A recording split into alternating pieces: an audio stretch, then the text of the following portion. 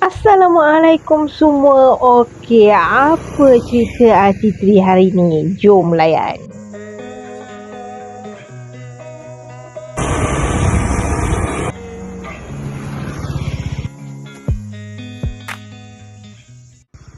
Terima kasih kerana bersama dengan Akak hari ni. Okeylah, Akak nak bercerita pasal apa hari ni? Akak nak cerita pasal CVT. Okey, sebelum kita mulakan, Akak doakan kepada yang melihat video ni sentiasa dalam redha dan rahmat Allah.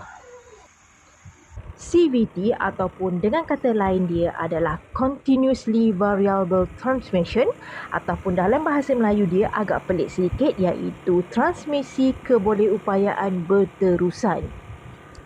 CVT ni dia ada beberapa komponen. Nanti akak akan ceritakan apa dia punya komponen-komponen, tapi sekarang ni kita nak fahamkan dulu kenapa kita perlu servis CVT. CVT ni salah satu komponen yang menggerakkan kita punya jentera. Jadi kalau kita tak servis dia, lama-lama performance dia makin kurang dan memang akan jadi kurang mantap. Lama-lama dia akan semakin kurang dan kurang dan kurang. Dekat sini akan nak bagi satu perumpamaan mudah. Okey, kita anggapkan kita punya CVT ni macam kipas. Kita beli satu kipas yang baru, kemudian kita guna dan guna dan guna. Lama kelamaan kipas kita akan berhabuk. Jadi apa perlu kita buat? Kita perlu cuci dia untuk mendapatkan angin yang segar dan kuat. Macam itulah juga CVT. Jadi lama kelamaan kalau kita tak servis dia, dia akan jadi kotor. Bila kotor, tu yang menyebabkan dia punya top speed tu semakin kurang ataupun dia tak bagus lah, performance dia orang kata tak mantap lagi. Jadi kalau nak mantap memang kita kena servis ikut dia punya masa. Lagi satu tujuan kita servis ni, kita dapat tengok komponen yang dalam CVT tu okey ke tak okey. Okey, ini dia CVT RT3. Okay, bila kau buka, kita akan nampak kat situ lah ada puli depan dan puli belakang. Okay. Ini masa mula-mula kita nak buka dia punya cover set dia. Dia ada dua lapis. Yang ini adalah lapisan luar. Dan kemudian dia ada lagi satu lapisan yang dalam tu kita kena buka sebelum kita nampak puli yang dekat dalam tu. Okay. Ini lapisan yang kedua lah. Okay. Kita kena buka. Bila dah buka baru kita nampak isi dalam dia. Okey, ni keadaan puli dia. Puli depan, yang ni kita nak buka puli depan. Dan yang belakang tu adalah puli belakang lah. Biasanya kita akan panggil puli belakang. Dan puli belakang ni dia ada clutch lah dekat situ yang menggerakkan kita punya tayar belakang. Okey, bila kita dah buka, ni dia. Ini puli depan. Puli depan ni yang dia ada roller. Dia ada 6 roller kat sini. Tengok tu, bila kita tiup macam tu je, memang kita nampak berhabuk. Sebab itulah kita kena cuci. Kalau kita tak cuci, habuk ni menyebabkan kita punya jentera RT3 semakin lama semakin kurang dia punya performance. Ini Bosch. Nanti bila kita dah cuci semua sekali, nak pasang balik nanti, kita kena letak grease balik lah. Akak punya ni dah memang hampir nak kering sangat-sangat. Jadi semua komponen-komponen yang kita buka ni kita kena cuci dahulu sebelum kita pasang balik. Okey, sekarang kita nak buka puli belakang ataupun puli clutch. Dekat dalam puli yang belakang ni dia ada spring. Dia ada spring besar dan juga spring kecil. Tapi yang ni kita tengok ni macam ni. Ni sebelum cuci lah ni. Memang dia dah berhabuk-habuk sangat. Okey. Jadi inilah tujuan bila kita buka. Jadi kita boleh tengok dekat dalam tu okey ke tak okey. Ni sebelum cuci. Okey, sekarang ni kita tengok belts dia ni. Belt dia ni akan dah jalan lebih kurang dalam 11,200. Nampaknya masih lagi bagus. Jadi kita tak perlu nak tukar dia. Jadi dia masih lagi okey. Belt ni ada yang kata boleh tahan sampai 20k. Tapi mengikut pada otai-otai RT3, sekarang ni ada yang pakai dah lebih pada 30k. Belt dia masih lagi okey. Okay, sekarang kita nak cuci. Ni bahagian dalam. Okey, bila kita dah cuci ni kita pakai grease. Kita pakai grease khas untuk CVT.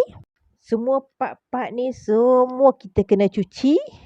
Sebab ni memang semuanya ada berabuk. Kalau kita tak cuci semua ni memang orang kata memang penuh dia punya habuk. Bila habuk tu yang membuatkan kita punya top speed tu semakin slow.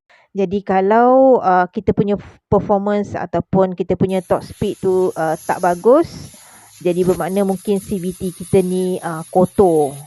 Ataupun kalau dengan kata lain dia, ni kalau kita dalam pulih depan ni dia ada 6 roller. Jadi roller ni pun penting juga. Kita kena check sama ada roller kita ni okey ke tak okey. Macam mana kita nak tahu roller kita tu okey? Kalau roller yang baru biasanya dia memang betul solid bulat. Tapi kalau dia ada macam sedikit macam guris ke ataupun macam apa yang nak katakan dia bukan bulat lah. Bila bukan bulat bermakna kita punya pulih tu dah rosak lah. Bila dah rosak kita kena tukar yang baru. Bila tukar yang baru tu yang membuatkan kalau kita tak tukar tu yang membuatkan kita punya top speed tu tak bagus. Ada juga yang tukar pulih ni dia ada mix and match macam tu untuk dapatkan lebih kelajuan, tapi dia adalah setting-setting yang tertentu. Jadi untuk akak memang akak tak adalah buat pertukaran apa-apa, kita cuma buat yang normal sahaja. Yang akak gunakan ini adalah standard 20 gram. Tak ada campur-campur ke mix orang kata nak apa yang ni orang kata nak masukkan toyol lah apalah nak bagikan dia laju kan.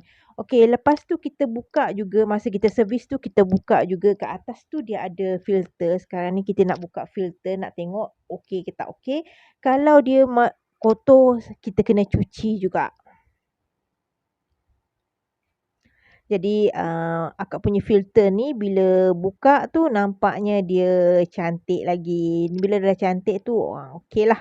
Tak apalah, kita tak ada usik lah. Kalau kotor ke ataupun rosak memang kita kena confirm kena tukar lah.